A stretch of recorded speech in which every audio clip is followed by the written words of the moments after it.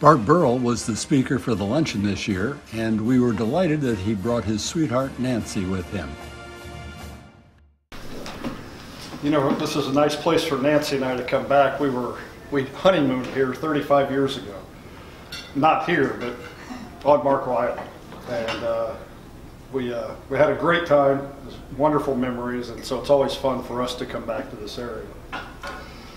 You know, when Bernie asked me to speak, I said, sure. And I really had no idea what I was going to talk about. And then he sent out an email that said, the other partner of the Carmel Connection, he'll talk about Indiana basketball high school state championship game, great experiences on the gridiron, and his leadership as the president of the Delta Delta House Corporation. So he wrote it for me, so that's what I'm going to talk about. And you know, the state high school basketball championship game. Well, first off, I know you talked to Mark, or Mark talked at this group a couple of years ago, and you're probably going to hear his name many times through this speech that I'm giving, because you know he was an integral part of my athletic career and life.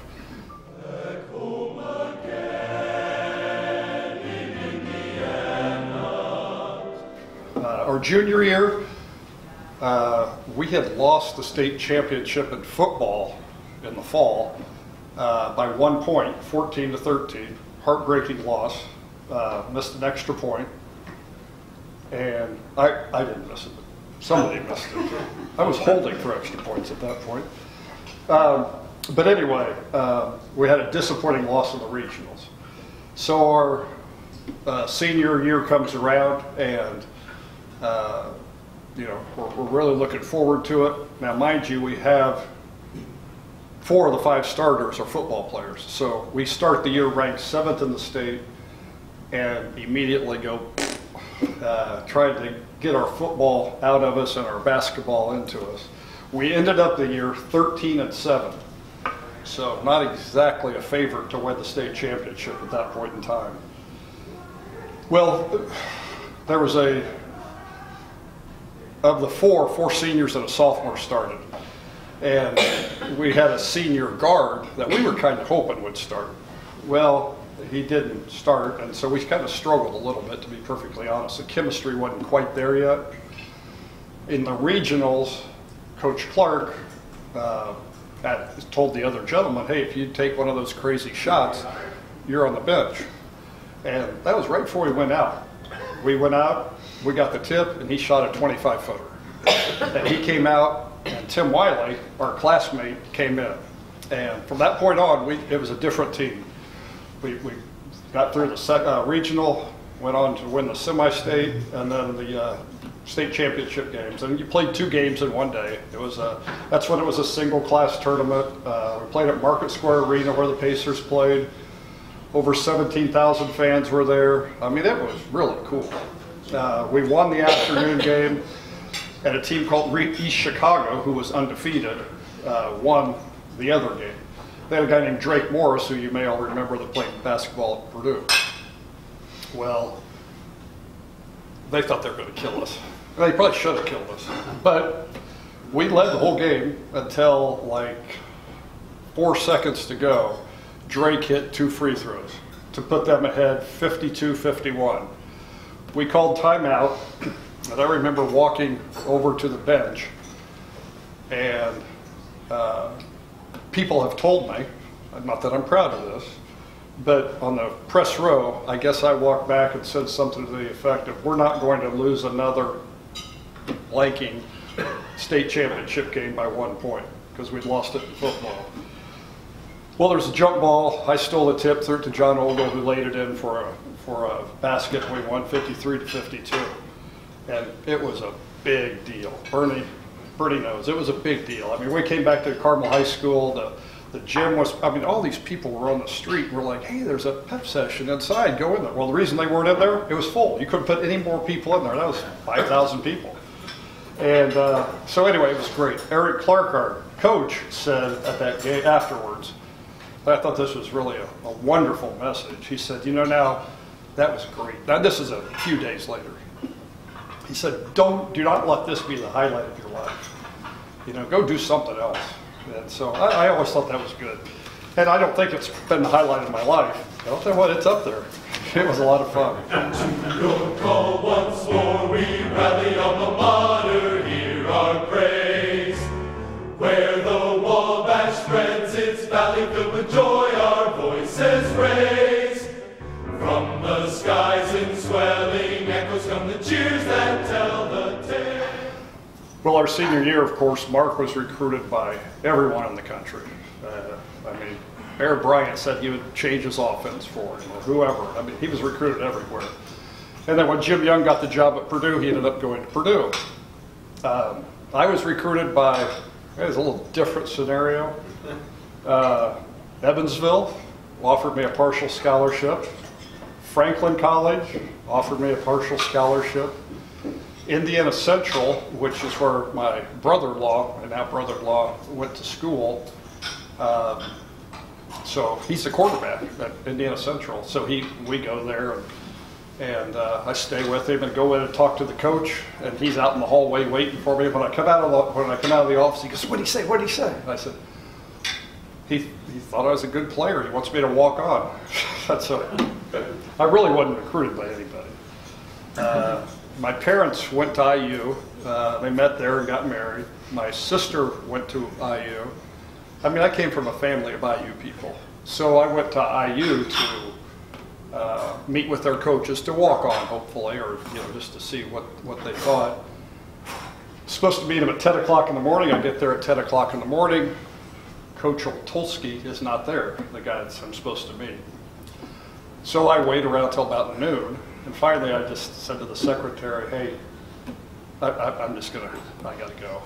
And so I left, came home, and we didn't have cell phones or anything back then. And my dad said, "Hey, how'd it go? I mean, he was so excited to hear how it went. I said, "Well, they didn't show up." And he said, "They didn't show up?" I go, "No, the guy wasn't there." So I said, "Is that like I just dropped in off the street?"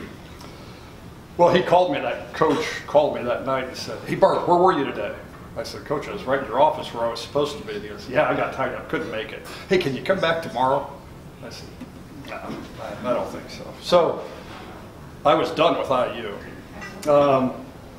Finally, in May, right before graduation, Butler called and recruited me and wanted me to, didn't recruit me, they just offered me a scholarship, a partial scholarship again, to play football and basketball. So I signed a scholarship to go to Butler to play football and basketball. Well, the high school all-star game was in late July, and Jim Young was there to watch Mark Herman. And I had a pretty good game, I guess. And afterwards, Jim Reese, who doing well, and Jim ended up being Mark's father-in-law. So Mark, his daughter Susie, we were all friends. And he came up and he said, "Hey, Purdue wants to offer you a scholarship." I went, "Sure they do." He goes, No, they do." He goes, "But you have to call them. They can't, since you're already signed with Butler." And Butler was not part of the scholarships were different back then. So they were not part of some Division I scholarship thing. And so on a Monday, I went over to Jim Reese's house and he dialed up the phone for me, and I got on, and sure enough, they wanted to offer me a scholarship. You could have knocked me over with a feather. And so anyway, they came up, and a guy named Bob Bockrath came up and signed me. And when I signed it, to me, now you have to understand, going back, I'd let my parents down. They never would have said that. I'm sure I didn't, but in my mind, they let me work out and do all this stuff to become a scholarship athlete. I didn't get, Mark got it, I didn't. Well, so to me, that was it. That was the highlight. I signed that thing, and I didn't care if I ever played. And the coach, Bob Bockrath, said, "Now you're not signing this to come up and sit on the bench. You're signing that to play." I was like, he read my mind. I was just happy to have a scholarship. So anyway, my football coach, Dick Dollahan, who he actually played at Butler, before I signed it, he said, you can't play at Purdue. I think you're making a big mistake." And I said, I don't know if I can play, But I know one thing, if I don't go there, I'll never know. And I have to find out. So anyway, I go to Purdue.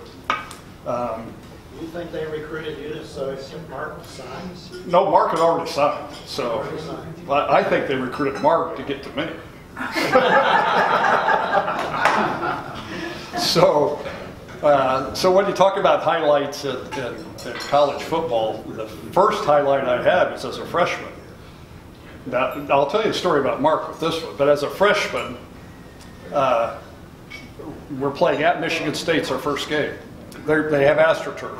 So on the Friday before you leave, or Thursday night before you leave, the people that are traveling to the game, they get new game shoes out. They get, you get all this other equipment. Well, I go back to my locker and I have all that stuff. And I'm like, they had to make a mistake.